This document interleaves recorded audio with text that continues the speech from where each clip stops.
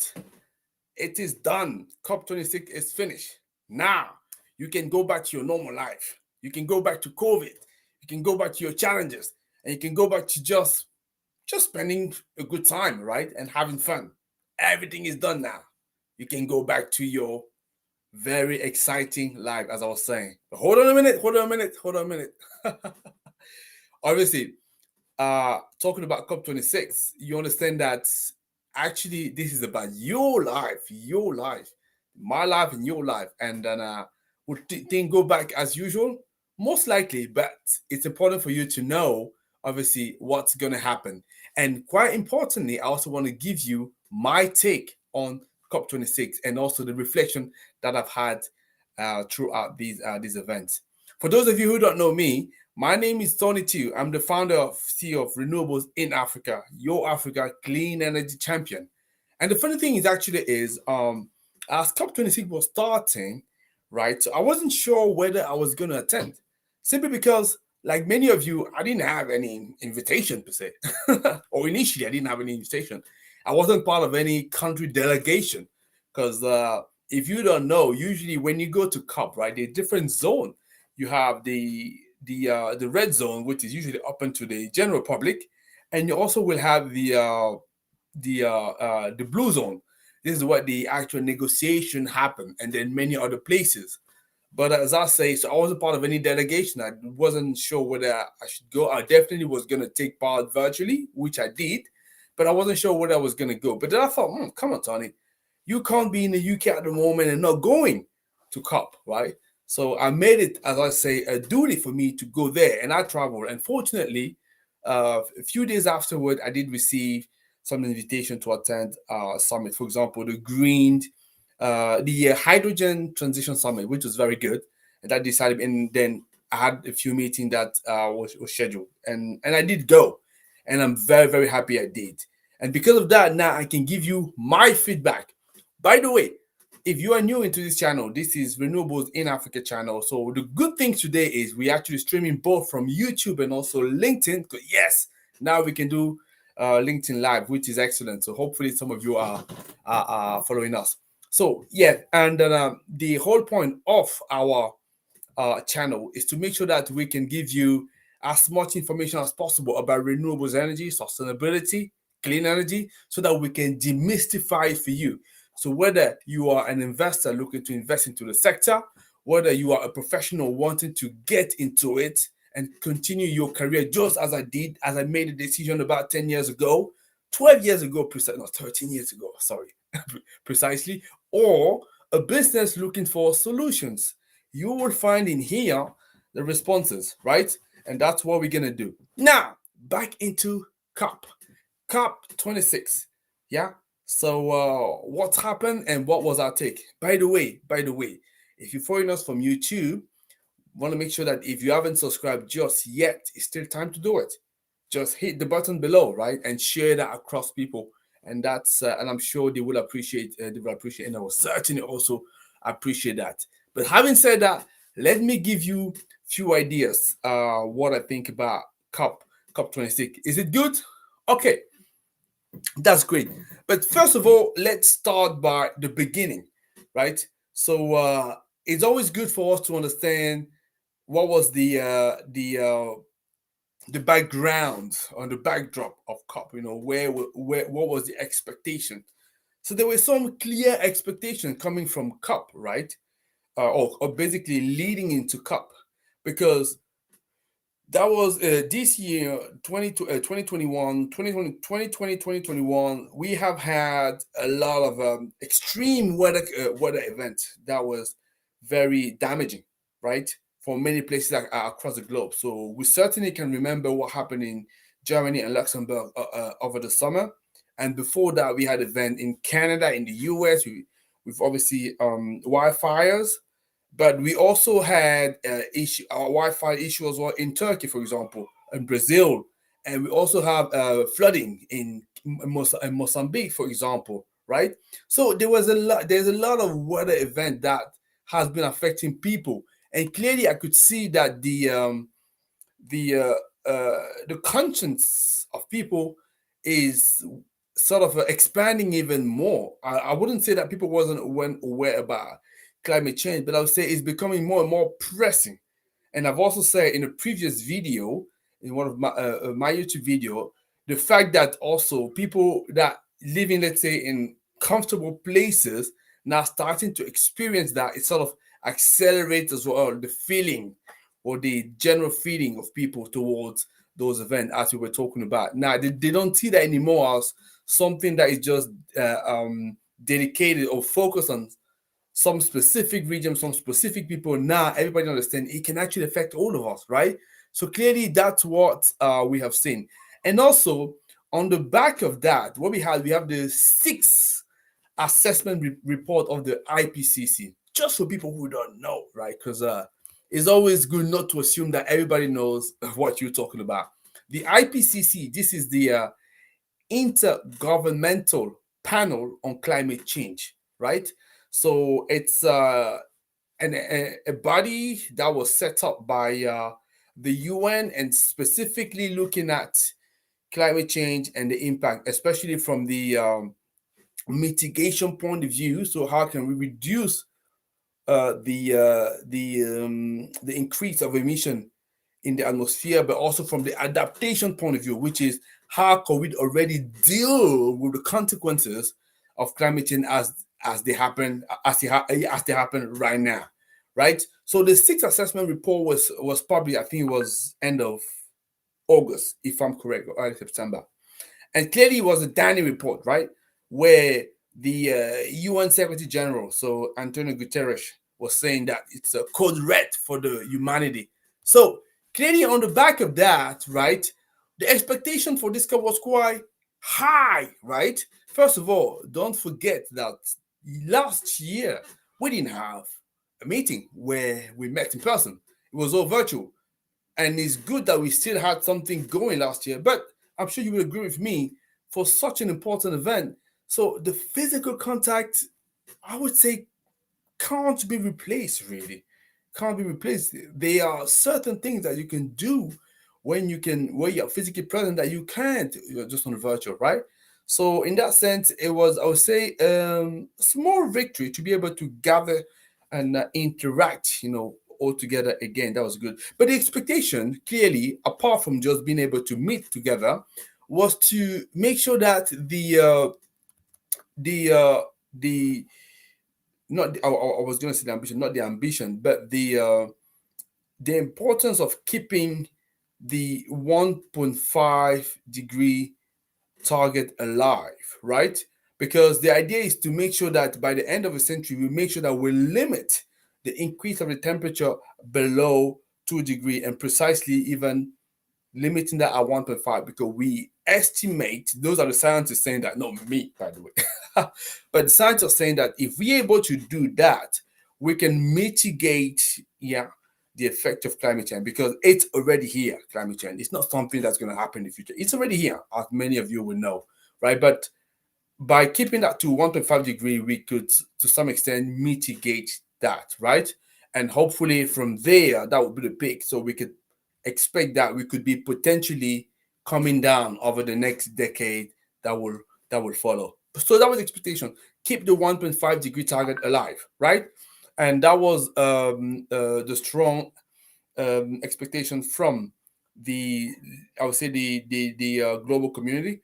And the second one as well was clearly on the back of all the damaging event that happened, was to take decisive action just to turn around, obviously, the path on the which we are at the moment, and make sure that we can, like a colleague a colleague mentioned that, and I love it. And he said that we just want to make sure that, yes, this year was the hottest of the last 10 years that we usually report, but how can we make sure that, in fact, it become to some extent the coldest for the future year to come, right?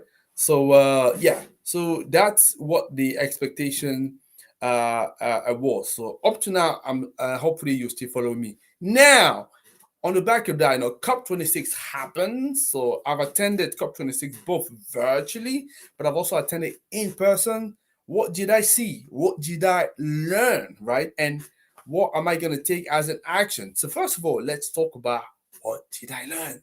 But for you, let me just ask you. So if you were to ask yourself, in fact, I want to ask yourself, what did you learn? Whether you attended in person or not, but what did you learn? Because I'm sure you would have looked at a few reports here and there, read a couple of articles here and there, right? So do you have any take on it? No? So if yes, like I say, so hit me in the comments, and then I'd be quite keen to hear and to find out from you. So in terms of the summit per se, um, there was an agreement that was announced as of yesterday on Saturday, and then there has been mixed reaction, right?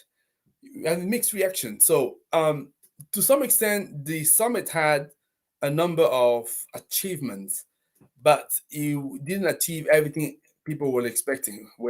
Now, what did it achieve, right? So I won't mention all of it, right? But I'll mention, let's say, the most important, according to many people. So it's the fact that there has been a clear or visibly a clear decision that, next year all the nation members of the UN should come to Egypt, because that's where actually COP27 is going to be, in Egypt, with, let's say, stronger plan as to how really they're gonna reduce significantly the emissions by 2030.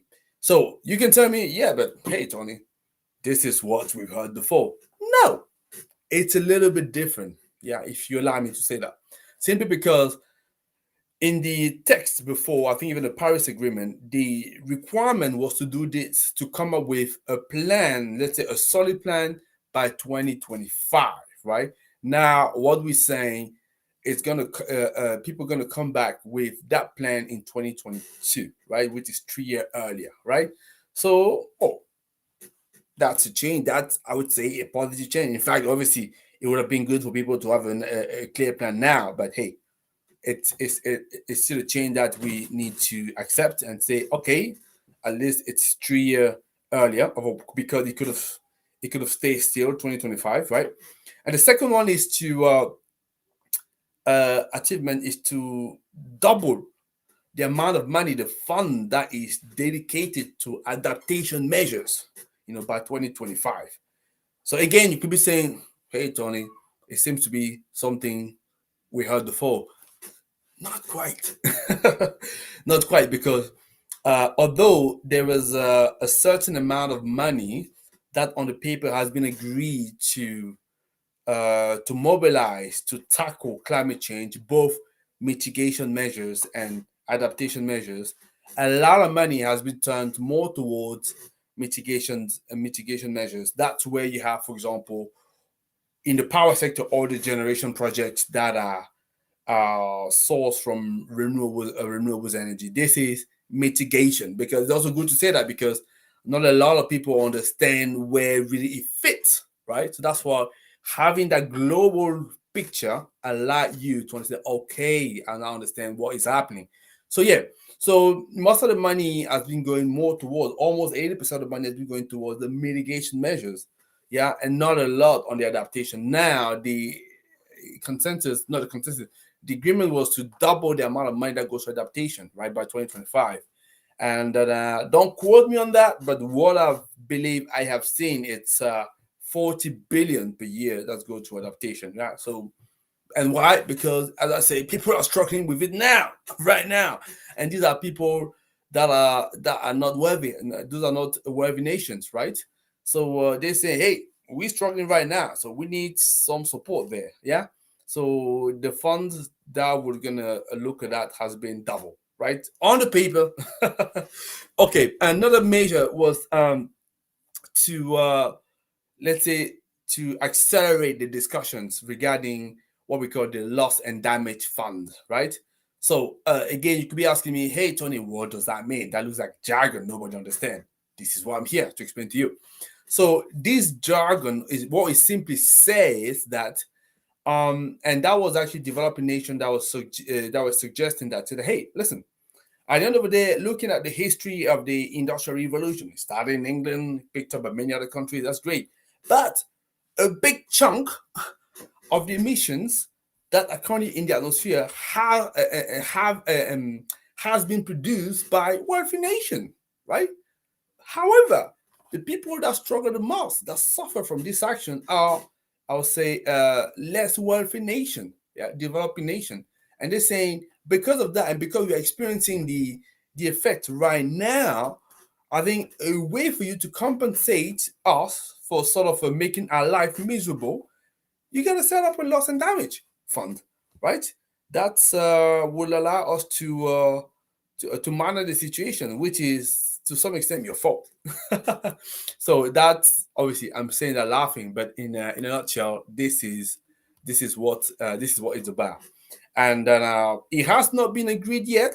It's not been agreed, but there is an agreement to, let's say, to strengthen the conversation around this topic. Yeah.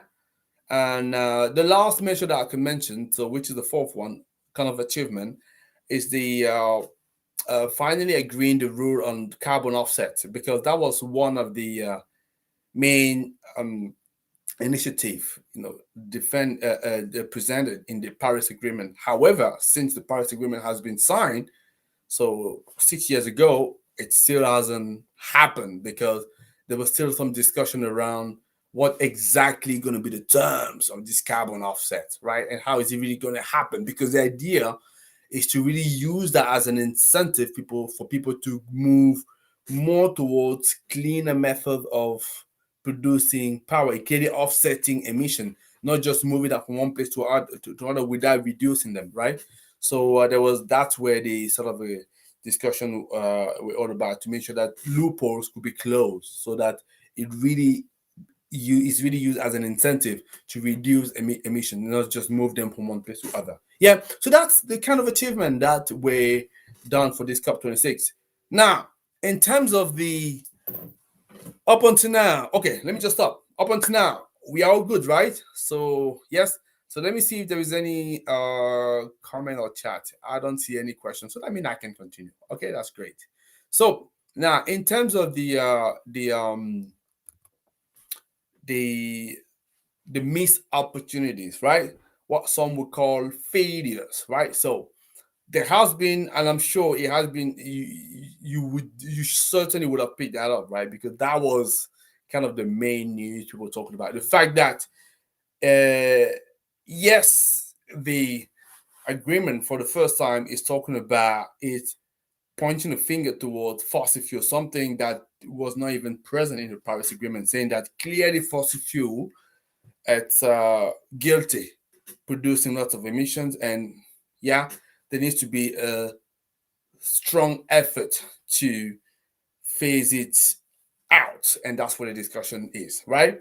Because the text initially was meant to be saying that coal needs to be phased out by, I don't know exactly the year, so forgive me for not knowing exactly the year, but I would imagine it's at 2030, 2050, I don't know exactly. However, so there was a last change, right, on this text. I think mainly driven by the uh, the Indian delegation, from what I've seen as well. So, and potential as well. I think the Chinese, potentially Iran as well. I wanted to that have insisted for that phrase to be changed from phasing out, phasing down. Obviously, it has a big implication, right? And it's created big acrimony. Yeah, so a lot of disappointment from people around that, meaning that, okay, so okay, there was a missed opportunity here. So it's seen as a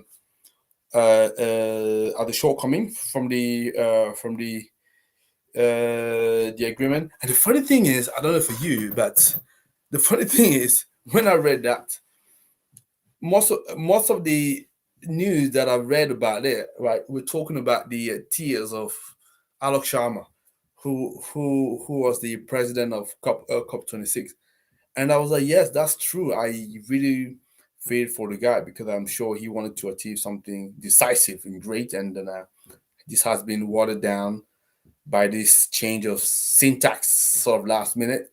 Yeah, and he was sort of choking. Yeah, fair for him, I have to say. However, I also want to say, when you're talking about the victim of climate change, so they have been showing tears for years, right? And then not a lot is mentioned about them. It's just like it was quite, let's say, striking to see that lots of reports were actually talking about the tears of Alok Sharma. I was like, in fact, the what is at stake, it's far bigger. And with all due respect, and I'm sure he himself will say that, his own person, you know, it's not what matters here. Definitely not, right? But I feel for him. I'm sure he wanted to do something great. So that was one of the shortcomings, and also the fact that and obviously I've seen some kind of finger pointing towards India or countries that have sort of insisted for that term to be changed from phasing out to phasing down. Again, I can understand the problem here. Not wanting to judge.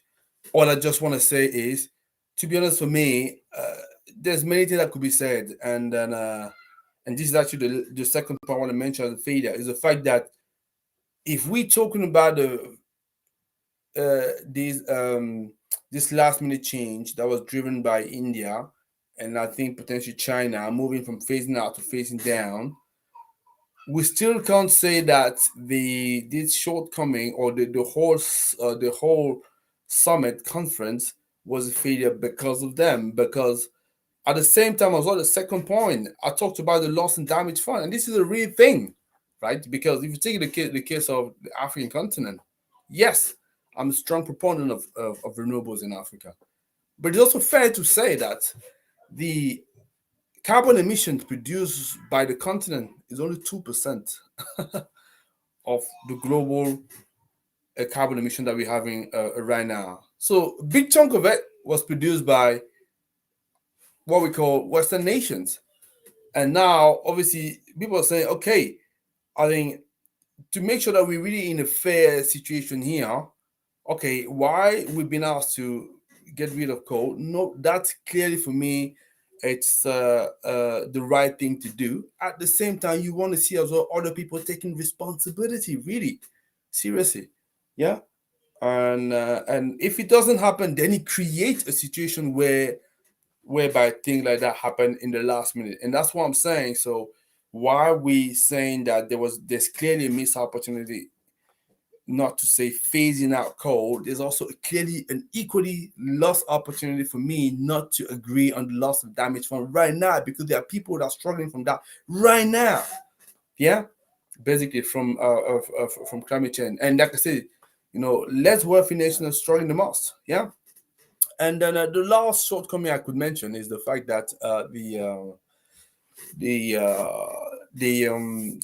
summit or the agreement wasn't aggressive enough. Yeah, because we need to accelerate things as opposed to just slowing down a little bit or taking smaller action step by step now. Yeah.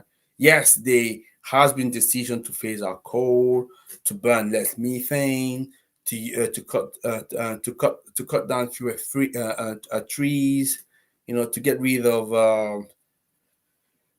cars that burn fossil fuel, replace them by electric vehicle. Yes, but it's not aggressive enough. So yeah, clearly there's a good thing happen. Also, let's say they also have some a misstep. Yeah. So that's what I can see on the summit. So what about you? So what do you think? What have you seen? I'm very interested. So wherever you're watching it, whether it's on the YouTube platform, on the LinkedIn platform, make sure that you leave a comment because I want to know what you think. Yeah. And moving on to that, let me now share my lesson learned that I can see, and also what I want to be doing. Okay, in terms of the lesson, I can see three lessons that I could mention out of it. So the first lesson is that clearly and I travel this. I've been to the place and I've engaged with number of people, number of conversation. There's a real anger, from people from society out there, especially from activists and also the victim of climate change. For example, I'm sure you've heard of the demonstration. Okay, that's fine. But even more than that, why are they demonstrating? Because, for example, I've spoken to a farmer from Ghana who was telling me that he was at the summit. And that was quite interesting what he was saying, because he was saying that because of the effect of climate change, in terms of production, they lost almost 50% of their production, right? Because of, not enough rain, and also, drought events. So this clearly is affecting them. And they're now having to change the way they cultivate things, right? The way they grow crops. Which crop are they going to grow? They have to change their habit. They need to be a little bit more strategic. So they need to adapt to the new condition. This is why it was so important to agree on more funds, more money turns toward adaptation, because these are people already struggling. And that's what I was calling as well on the missed opportunity. I was talking about the missed opportunity for loss and damage fund. So this farmer was telling me how they're struggling right now, right? And he actually was not the only one, because beside him there was also a lady that represents one of the largest corporation of farmers in the continent, and she was saying the same thing. And she was saying that clearly there's a disconnect in terms of the language, yeah, and also the viewpoint, right, between what people are thinking in the south, what people are thinking up north, right? So north wants south to take more action, but not enough funds are provided because those economy are still quite limited. So that means there's only so fast they can do. So if there is a strong requirement for them to move faster than what they believe they can do at the moment, then there needs to be as well some measures to accompany that. Yeah. So and in terms of the activists as well, like I said, there was a number of them. So I've made sure that I spend some time to listen to what they were saying and just engage. Yeah, clearly there is a real anger, and clearly for me, if those concerns are not addressed, yeah, it's only going to grow. It's only going to go. Why? Because we're going to see more and more consequences, and this gonna lead to unrest. I'm not saying that. I'm not professing doom and gloom now. I'm just saying that this is what I see, right? But I'm still an optimist, and I believe that we can change it. But to change it, we need to be aware first. Yeah. So there's a real anger from activists here. So that's my first lesson that I picked up. The second thing, it's the fact that I know the video is a little bit long today, but I have so much to cover. But the second thing is the negotiation. Yeah. So I've also talked to a few people from few delegations. I won't name them, but what I can say is it's a very difficult negotiation that I carried out there. If you imagine, you have 197 countries, nations represented there, and not everybody has the same interest. And some of these people, pretty much all of them, to sign on an agreement, they need to consult back home with the different interest group and make sure that those what they're taking as commitment there, pledges there, so they're able to deliver that, because they have to respond to these people. So having 197 nations that would do it, it's a very difficult thing. Yeah, again, without mentioning the country, one of the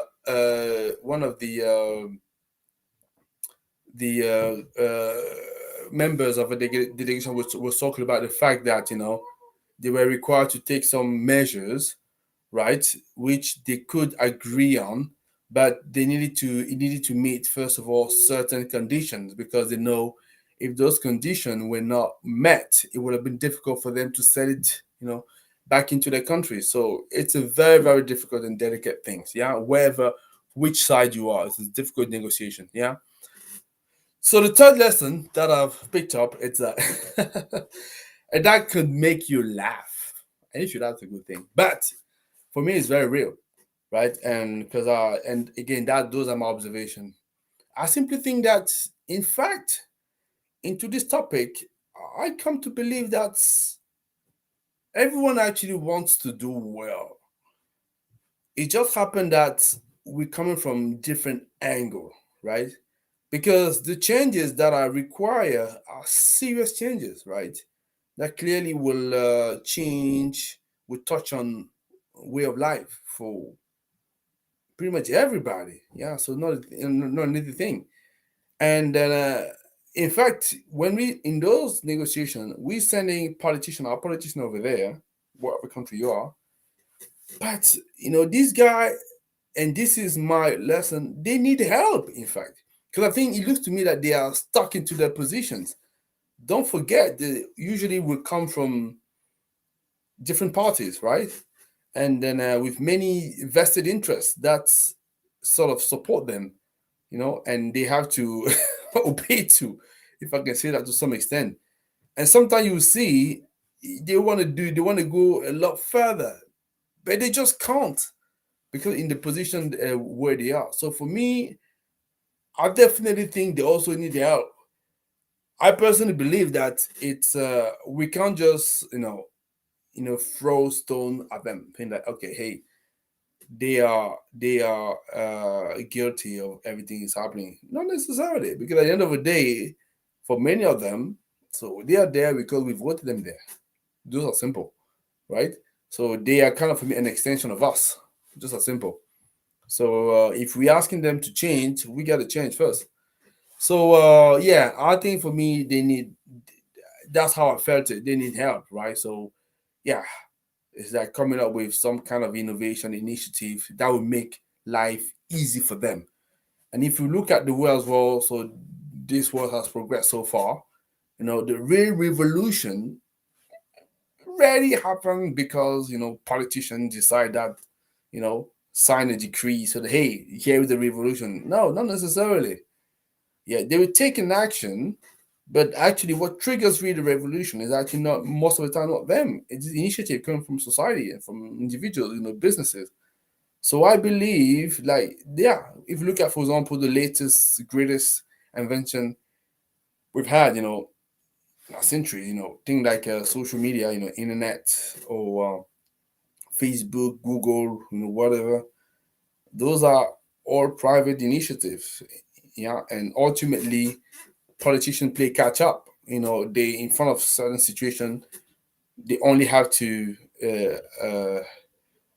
sort of regulate now, yeah, and provides some rules, but it also helps them. So I feel to me they need help.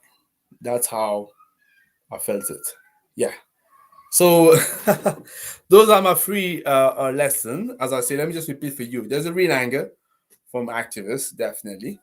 If you haven't felt it yet, make sure that you look at people that really struggle from climate change. You will see from active and victims more than other people. Negotiations are difficult. That's the second point I want to say. And the third point is politicians, they need our help. They clearly need our help, and we need to make sure that we contribute there. So, okay, let me now finish up.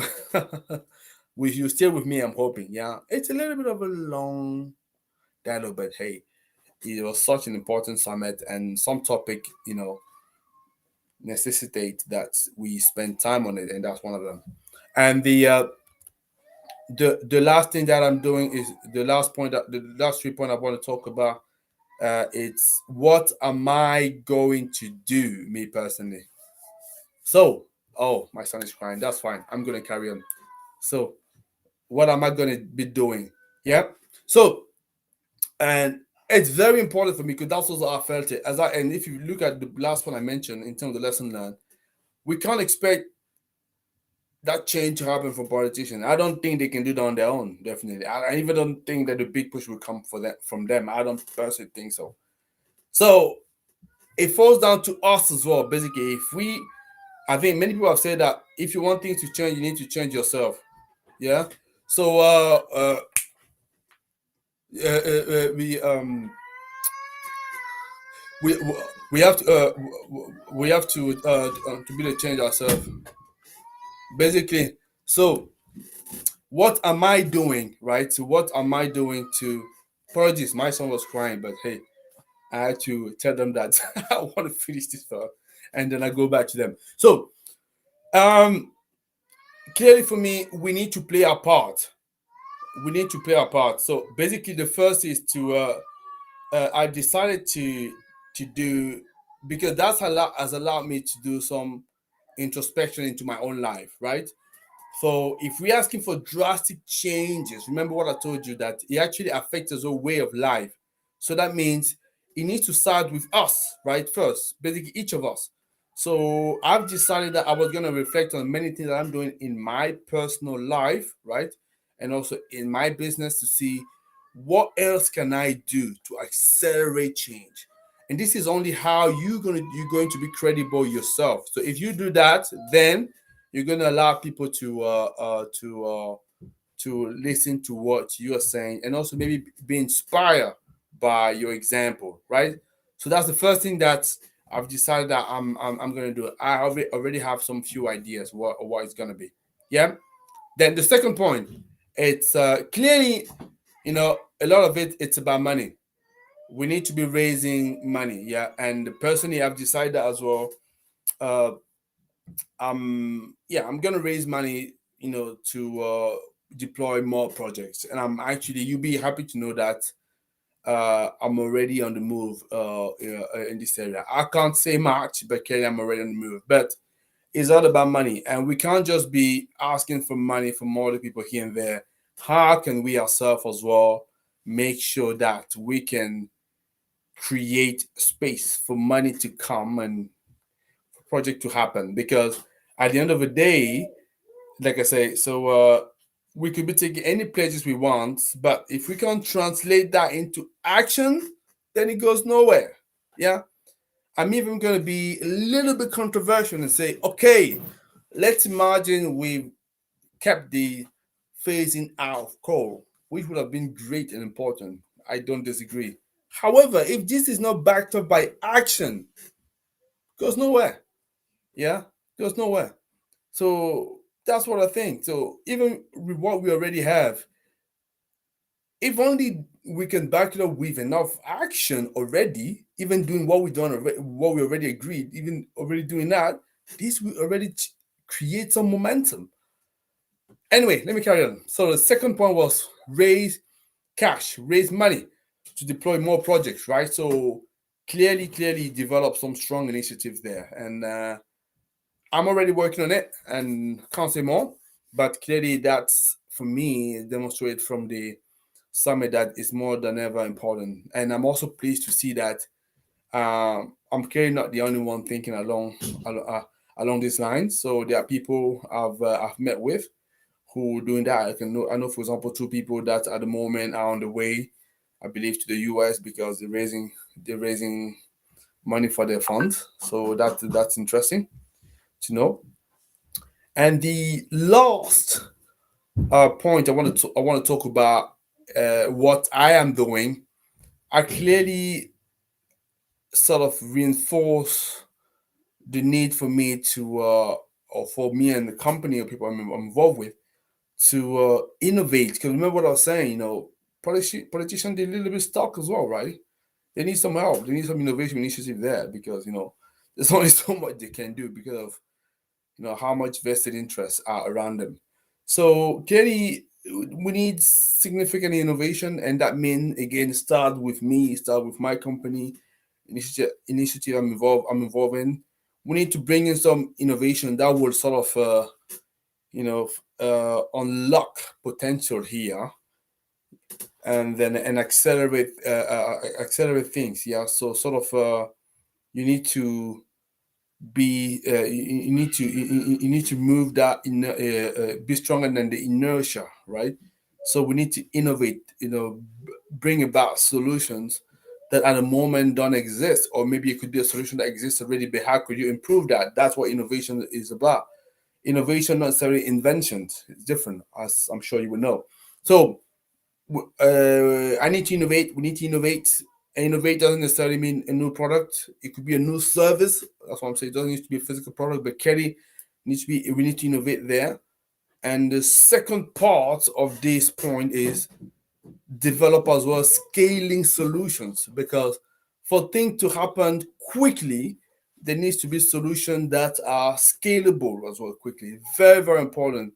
So if you have a product, a service, a solution that can only have one or two people, that's great again. But is it gonna make that big change that people are expecting? Not. Yeah, and we also agree with that. So clearly, we need innovation. So yeah, those are the three things that I decided I'm going to do. So basically, just to recap for you: number one, more introspection into my life. So make further changes to reflect the need of the current society, because it's only when I change that my outside life will change. Very important. Second thing, it's to raise money to deploy more projects, in the continent, but also across the globe. That's very important. And also boost people's skills, because that's what we will need as well. Because if we need things to happen, you need to have the army around that. Oh, by the way, as I'm talking about that, let me say something after that very quickly. Yeah.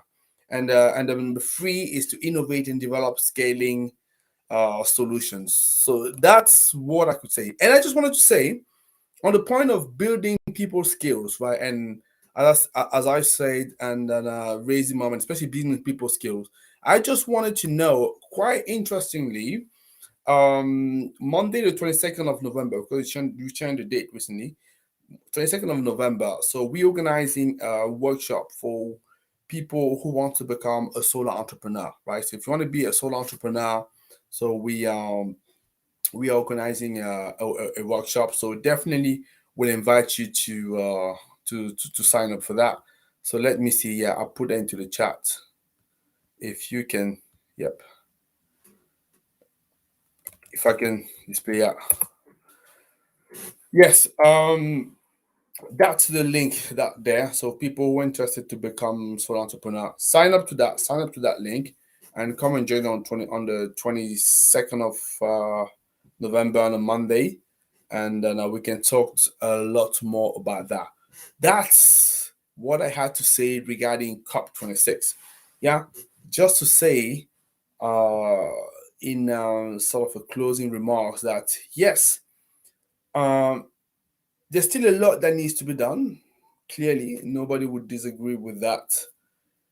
But I believe there are some steps that still has been achieved. And according to me, yes, the situation is drastic. So we need emergent action.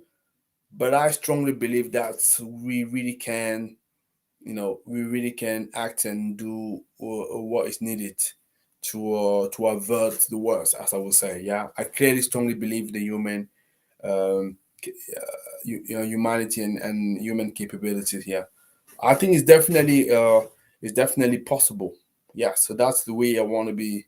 I want to look at that. So I don't know whether you share my views. If yes, that's great. Just let me know so that we can exchange about that. Yeah. So we can also talk more. And also, if you have any comments, I'd be happy to hear that. And if you have any suggestion, I'd be happy to hear that. Oh, by the way, that was also the very first live that we did on LinkedIn. So I'd be happy to hear from our LinkedIn followers. What is that they think? Do you think the planet is on the good path, not so good path? So what do you think? And more important for me, what are you going to do? So as I say, don't think about other people. Okay, a lot needs to be done. But yes, but what about you? What are you going to do?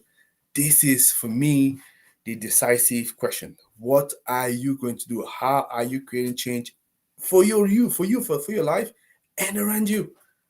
That's the first thing for me. And once you respond to this question, now and then, you now have the right to look outside, look at what other people are doing, and potentially criticize. But until then, work on yourself. So this is Tony to you from Renewables in Africa, your Africa clean energy champion and clean energy champion in the world.